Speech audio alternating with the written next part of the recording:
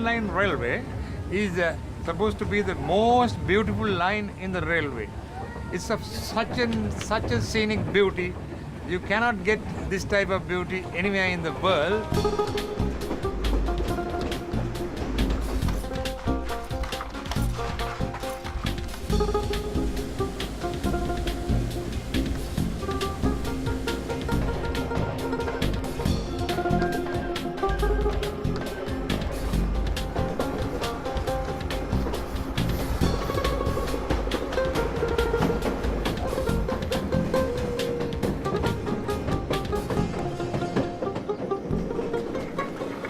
Be it the pearl of the Indian Ocean or the teardrop in the sea, both are true on Sri Lanka.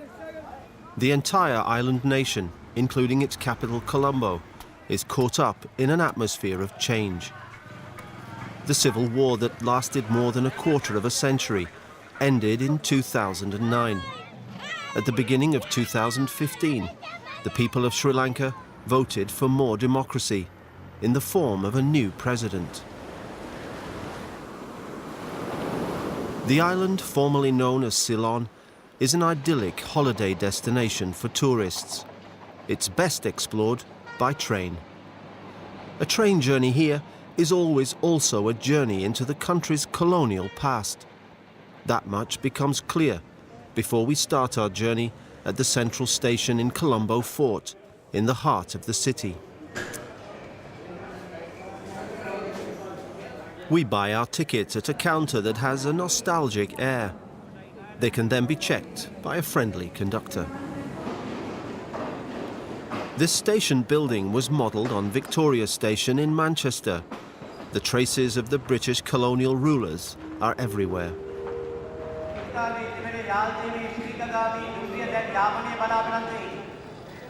The British ruled between 1796 and 1948. Things were different back then. There are many problems we have. The drivers and guards, problems there. In time, they are not into for their jobs. And other ways, the workshop peoples also not working at time. Not they are doing their work properly. We're in luck. Our train bound for Badula is waiting already.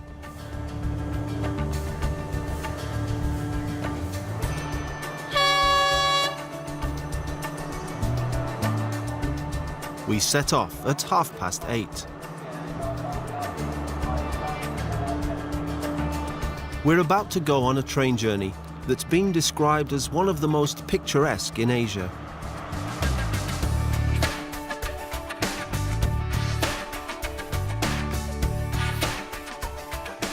It will take us from Colombo to Ella in the highlands, via Kandy, a journey of around 270 kilometers.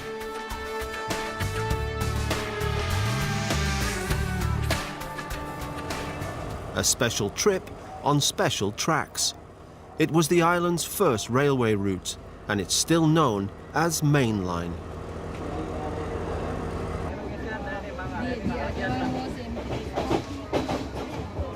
The first 54-kilometer stretch to Ambapusa is celebrating its 150th birthday this year. Maybe that's where this train journey gets its charm and atmosphere. It's a train journey that's always been significant to the people of Sri Lanka.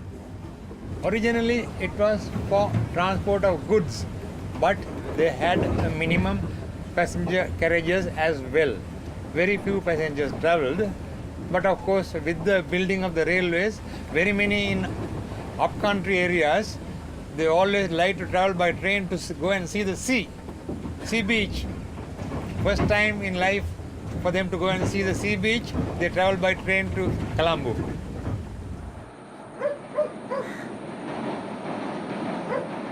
We crossed the Kalani,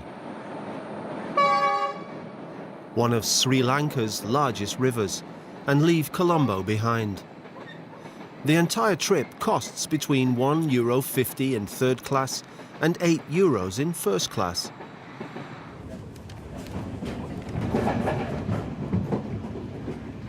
Sri Lankans are very proud of their railway. Because so comfortable.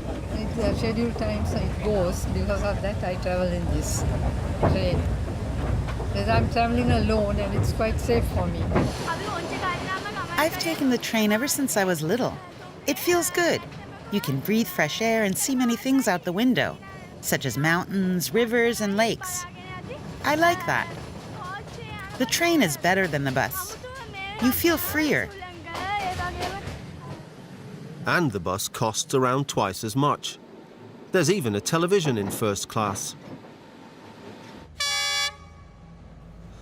Those who don't like that can travel in third class for less money and, with a little bit of luck, experience some live music.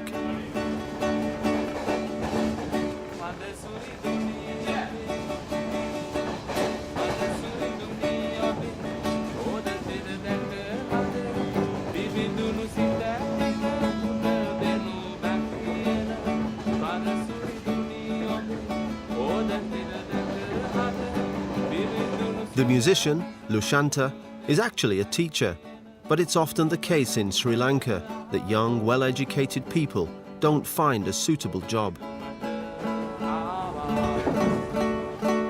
Dear God, please help me. Please help us. Please make us our country prosperous. Our country is very poor, you see. So extend your benign, extend your help, assistance to develop our country. That is the meaning of the song. Sri Lanka is classed as a developing country. Many people live by agriculture. Often €50 a month must suffice for an entire family. That's not a lot here either. 20% of the children are malnourished. The gaps between town and country, rich and poor, are huge. Third class is correspondingly crowded. Some passengers aren't happy about the status quo at all. We want to know what it's like in first class with the televisions. We want to have the same services in third class. We want improved comfort and greater security.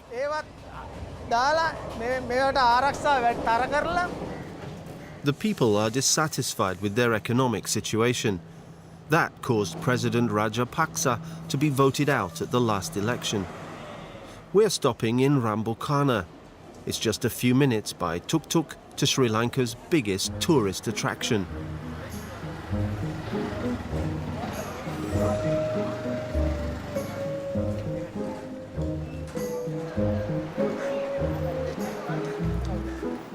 The Pinawela Elephant Orphanage.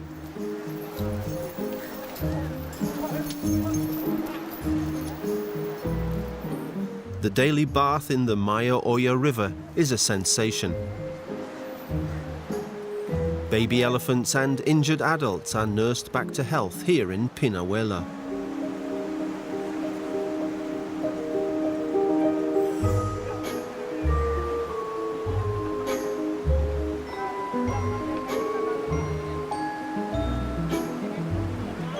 This is Neela, one of our founder members. He's now about 60 years old. He was brought into Pinawala in 1975. So in 1975 was the inception of this organization. It started off with 5 baby elephants and he was brought in here as a baby. Now he's a very big one and he has fathered about 5 babies for us. We have his daughters and sons with us. Right now we are housing about 77 elephants altogether. There are 4 baby elephants making the tourists happy here at the moment. They are bottle fed 6 times a day, getting up to 7 litres of milk. The animals are clearly happy.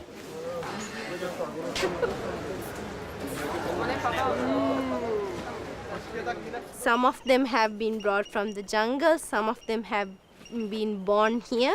the sick elephants are kept separate. They have become sick because of certain accidents like train accidents and sometimes fights within the jungle. So we keep them here, treat them and give them a good life. We start ascending the plateau. An ox cart takes 12 days for this laborious journey. By train, it's around 9 hours. Building the railway line took place under severe conditions. Many of the 3,000 workers died of malaria and cholera. Main line goes through very rough country. It goes through ravines and gorges and cuttings and fillings and embankments and tunneling. There are 42 tunnels from Colombo to Badulla. That was a real tedious work at the time of construction, and the labor was not cooperative, and we had no mechanization, no kind of modernized equipment for drilling, on laying the tracks, all by human labor. So it was difficult. However, the soil that proved so tiresome during the construction of the railway line harbours treasures too. There are lots of different gemstones in the ground. They adorn the crowns of monarchs and the jewellery of adored women. As a result, Sri Lanka has a long and lucrative tradition of goldsmithery. These days, it's mostly for tourists. That brings in good money. A goldsmith earns around €200 a month. Gems came into the limelight of human life because each and every gem carries a power to heal certain disease. This was medication at the beginning, even though now it has become a fashionable thing or an investment type thing. Sapphires in many different colours. The design is also made in Sri Lanka.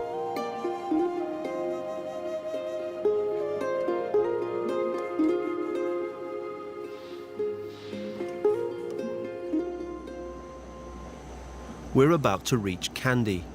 We've travelled 130 kilometres in 3.5 hours.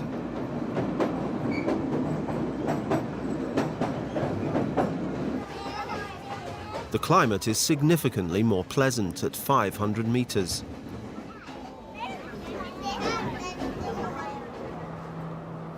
Kandy was once the capital of the Singhalese kings and the epitome of Singhalese culture. The kings were able to defend their independence from the colonial powers for centuries here. The station was opened as far back as 1867.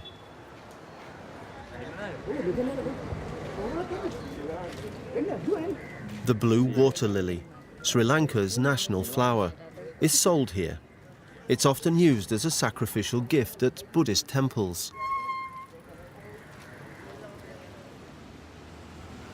One of the most significant in the whole of Sri Lanka is Sri Dalada Maligawa, the temple of the sacred tooth. The most important Buddhist relic in Sri Lanka is kept here, the Buddha's upper left cuspid, a significant symbol of national pride.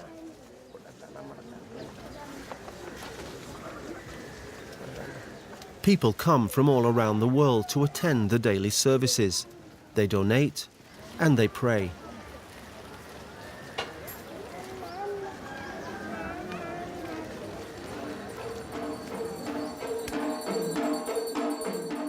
The 90-minute puja starts at 9:30. The word means something like worship and is an important ritual in everyday Buddhist life.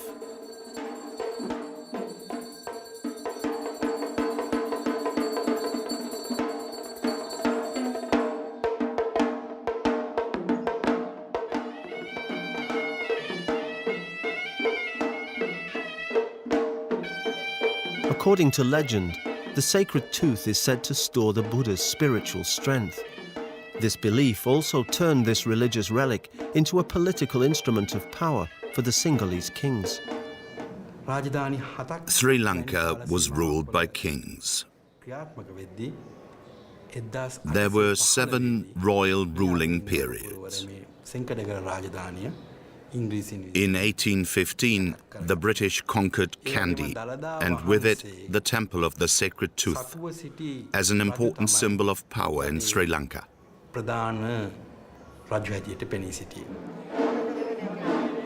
Patiently waiting outside the chamber where the relic is housed.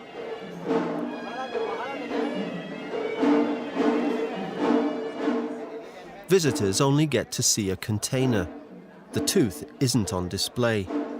It's said to be housed in an ivory capsule, which is in turn encased in 6 further containers. It's thanks to the temple that Kandy is on UNESCO's list of World Heritage Sites. There's a further spectacle worth watching, right next to the temple in the late afternoon. Asarodon ubatus bats, otherwise known as flying foxes, are getting comfortable.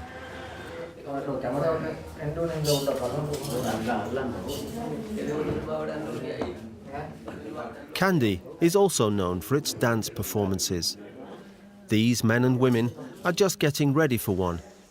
The tradition dates back to the time of the last kings of Kandy. This dance troupe has performed since 1932. In the past, the dance was for the entertainment of the king. If the king was sick, the dance was used to cure him. We even had healing festivals.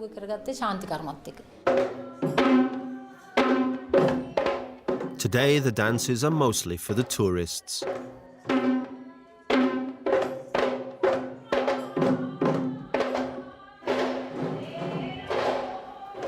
Waidiyawati comes from a long line of dancers. The dancing tradition is passed on from generation to generation.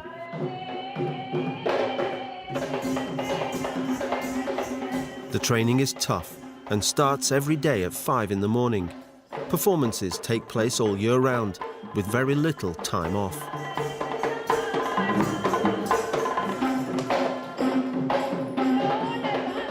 The performances consist of up to 11 different items. Balancing these discs is called the Raban dance.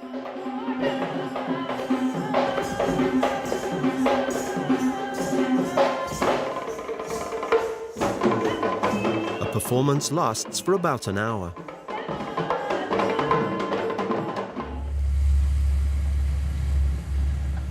We've left Kandy behind.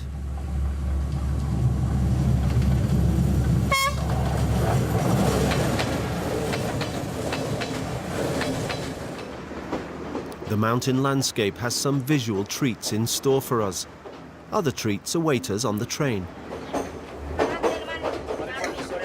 Nileme sells small snacks in the carriages. He's done this for many years. It provides a living for his family. He has 3 children.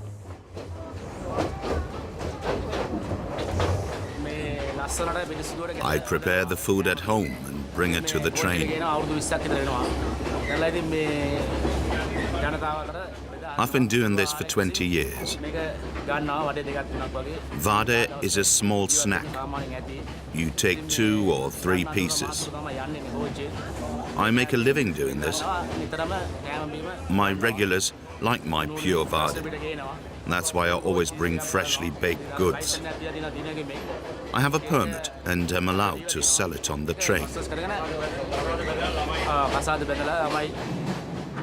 The passengers like it too. We're gradually getting used to the gentle rocking of the train. The women's colourful clothes strike us again and again.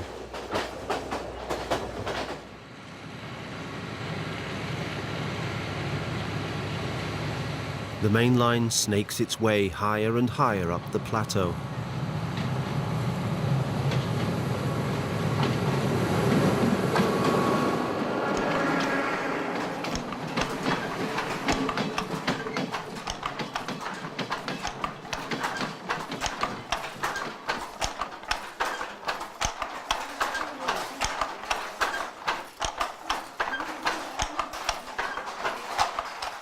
The working population up here, mainly the women, are employed in the many textile companies.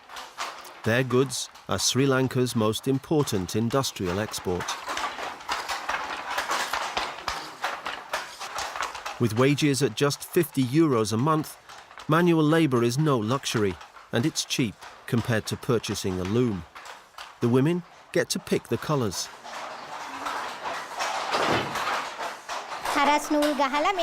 We tend to use strong, bright colors. In a day, you can weave a sarong that's around 2 meters long. The thread is spun on the spindle they've made themselves.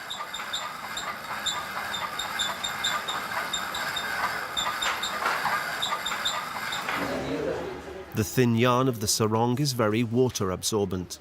It's made of cotton and very pleasant on the skin. Silk is less practical. In the mountains, where it rains a lot, a cotton sarong is better.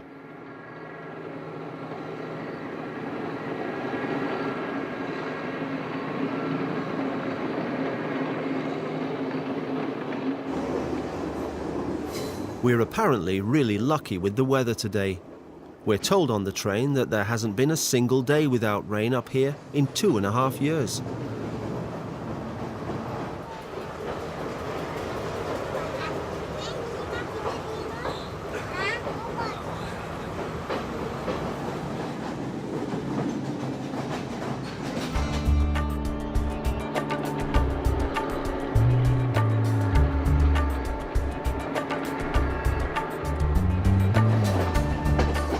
The British originally built the railway line to transport tea from the mountains to the port of Colombo. At first, tea was merely a substitute for coffee, which had been affected by a fungus, coffee rust. The British recruited highland Tamils from southern India as cheap labour.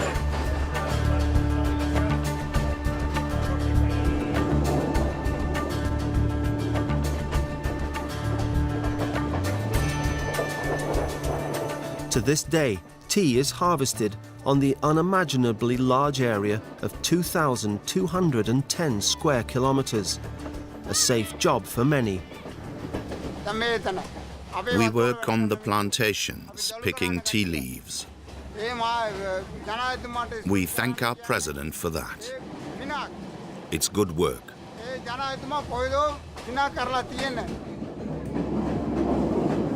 The income from the tea plantation made the former Ceylon the favourite colony of the British. In those days, the tea pickers only got rice as wages.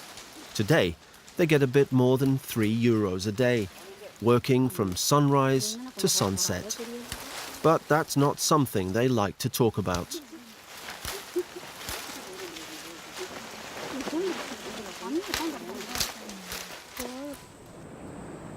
This is where the famous Ceylon tea comes from. We're in one of the countless tea factories, and we're proudly told what makes it special. A young, tender, softer leaf may be the better portion of the leaf. And the coarse stalks and the matured leaf can be the substandard material, where you have less chemical compounds. Where the young leaf is concerned, they have the better quality and the flavor by the way of chemical compound. The caffeine, amino acids, polyphenol, and some aromatics and essential oil are very rich when the leaf is young. 100 people work in the Halpa tea factory, which is around 100 years old. After the tea leaves are dried, they're broken up by being rolled and shaken.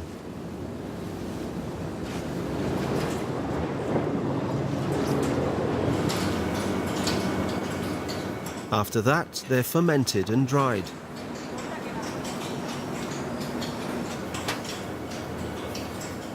The next step is to sort the tea by size.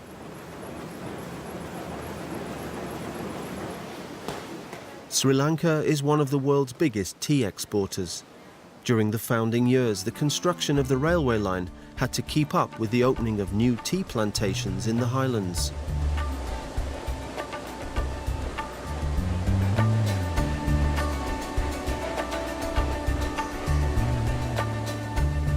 The railway has long since lost the significance it had in those days.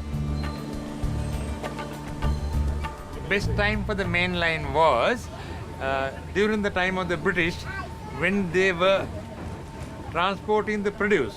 When the tea is being produced over there, with the changeover to road transport, not a pound of tea is being transported by train today. These days, only around 1% of goods are transported by rail.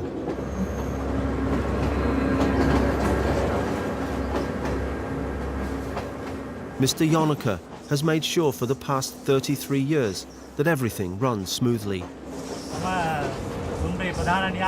I'm the senior conductor on the train during the whole trip, which makes me responsible for the lives of the passengers and for the railway property, for everything that happens on the way.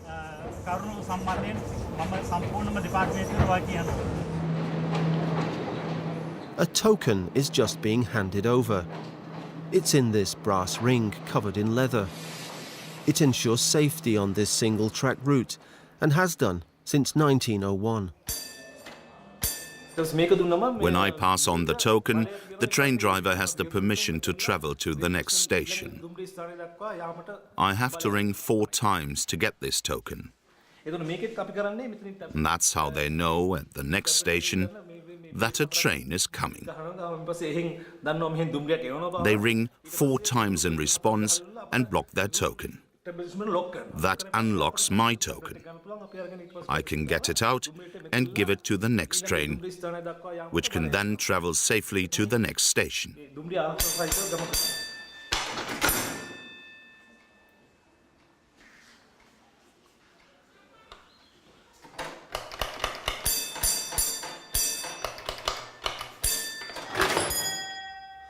The token is unlocked and given to the train driver on the next train.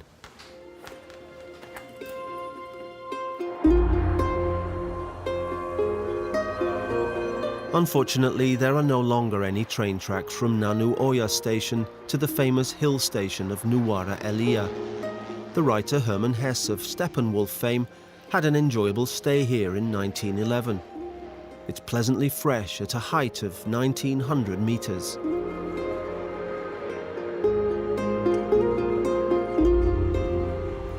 The British called the small town Little England. And indeed, we can picture Miss Marple posting a letter here. Time seems to have stood still since 1876 in the time-honoured Hill Club. In those days, the plantation owners relaxed here over a game of billiards.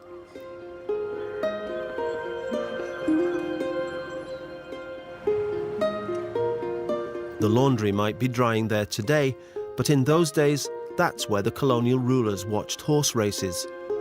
Everything was to be like a home away from home. It's rare for horse races to take place here these days.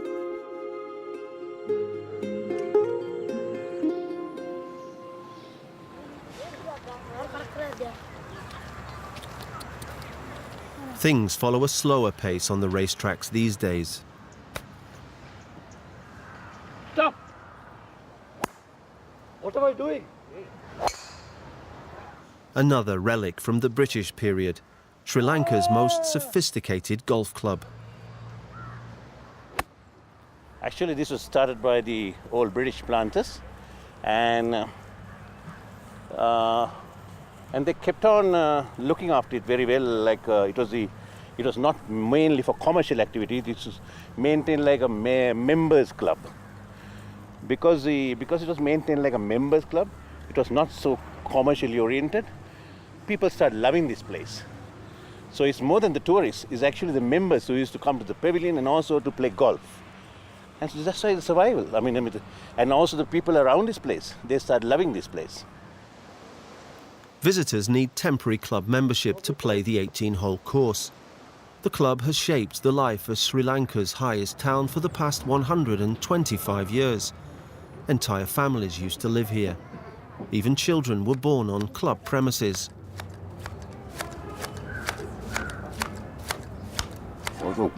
Many white gentlemen lived on the plantations back then. They came here to pass their time. When I was between 10 and 15, I worked for them as a caddy and was allowed to play too. That's how I started. In 1971, I became free golf champion of Sri Lanka.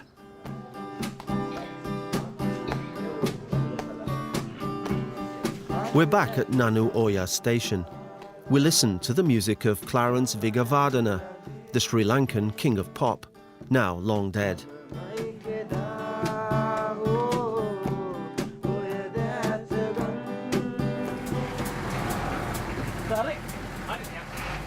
A change of vehicle. We participate in an inspection on a trolley.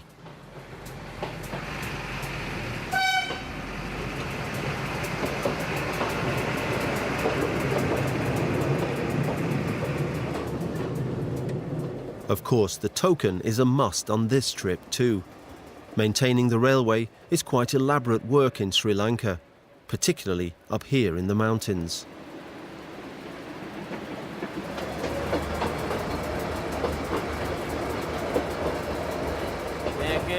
I generally help the senior railway staff in their monitoring work. The trolley is used for maintenance. And if there's been a derailment or a landslide, it takes railway staff to the scene.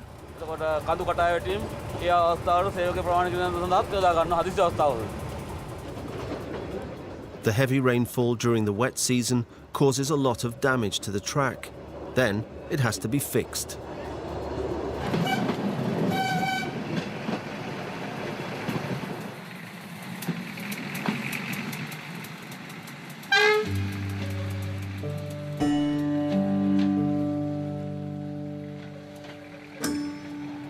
We visit a British manor house at a slightly higher altitude. It houses a monastery these days, St. Benedict's. Father Michael has run it for 22 years. He runs the school for the novices and takes care of the property too.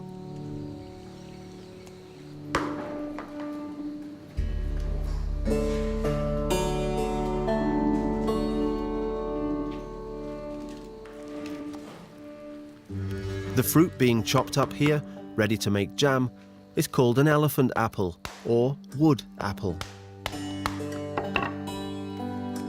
We started this jam industry for the maintenance of the house. In the beginning, we started with the marmalade and strawberry jam and guava jelly. So these three varieties we started in the beginning, but later we developed into different other items. And still we are continuing what we started in the beginning. For almost 50 years now, a long-standing tradition.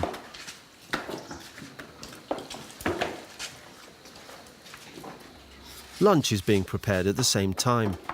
The fruits are also used as medicine before they ripen.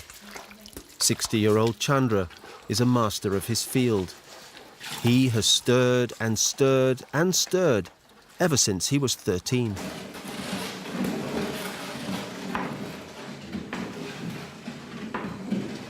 If I take the jam off the fire at the right time, it will last for years.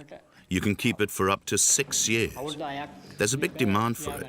Despite the large quantity I make, there's nothing left over.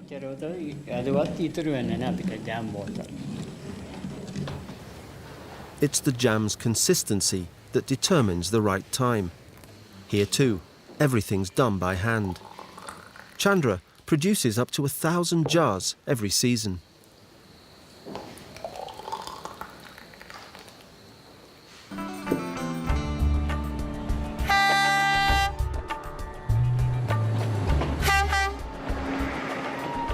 The train heads into the mountains on the main line twice a day.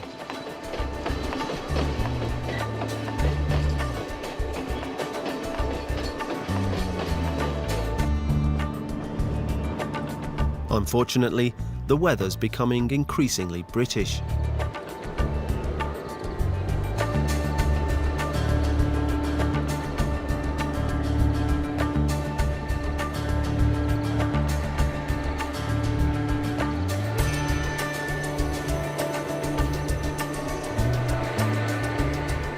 The total length of Sri Lanka's rail network is around 1,500 kilometers.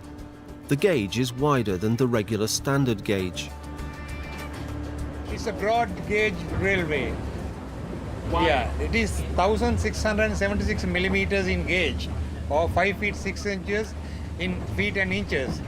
It is known as a broad gauge railway because the ideal situation for transport of goods is the broadest gauge because they can bring in more load.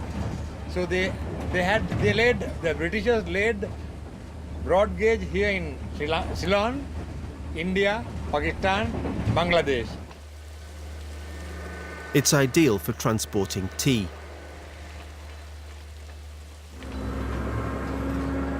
The token is ready. The next station is Patipola.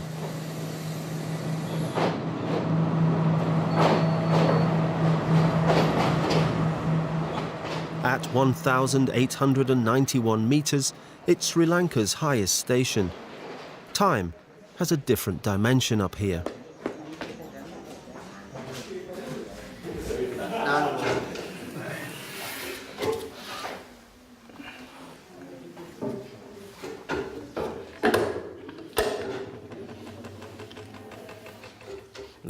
The employees have to expect a number of difficulties up here. Roads can wash away. It can rain. Sometimes we have dew or frost in the mornings, or animals get in the way of the train, such as the Sri Lankan tiger or wild boar or deer sambars. They can cause problems. We haven't seen any animals, and it's no surprise in this weather. But at last we reach the highlight of our trip, quite literally.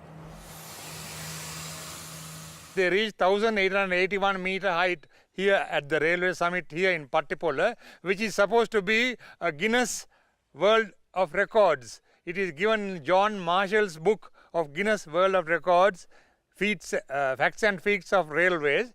It is given at the highest point reached on a broad gauge railway.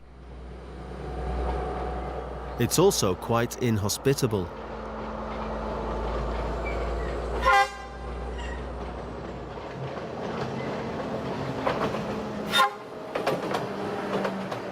We're 224 kilometers from Colombo now. The further away we are from the island's capital, the fewer passengers there are on the train.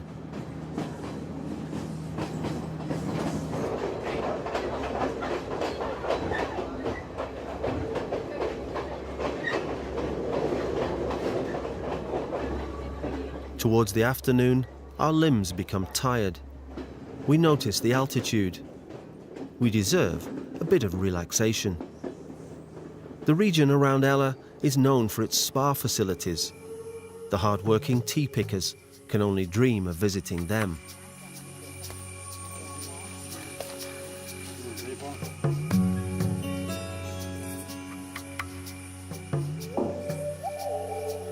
You have to bring some time with you when you come here.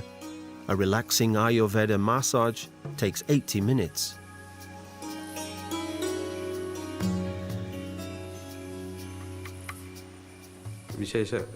It's a special massage. All 107 vital spots are treated. That improves blood flow, which influences the organs.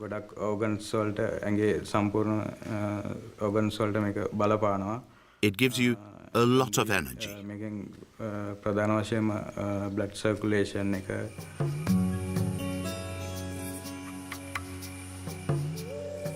The Indian art of healing has a long-standing tradition on Sri Lanka too.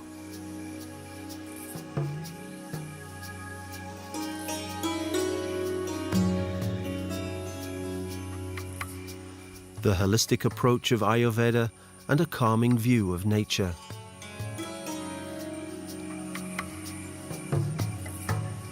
The steam bath with healing herbs is also good for relaxation. It reduces cholesterol levels, cuts weight, and cleanses the skin.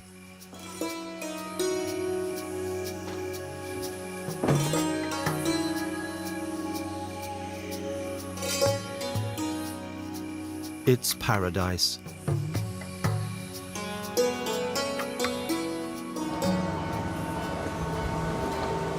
We're completely relaxed on our final leg to Ella.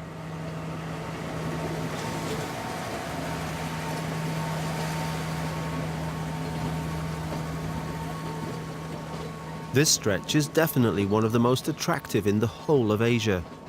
That's why it's best to think about its future.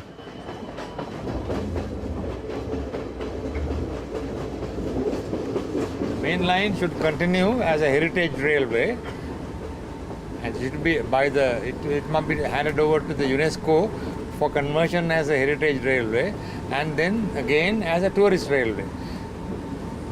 I don't say that it should be stopped for the local passengers. Local passenger service should be maintained, but whereas for tourism they must develop this area further.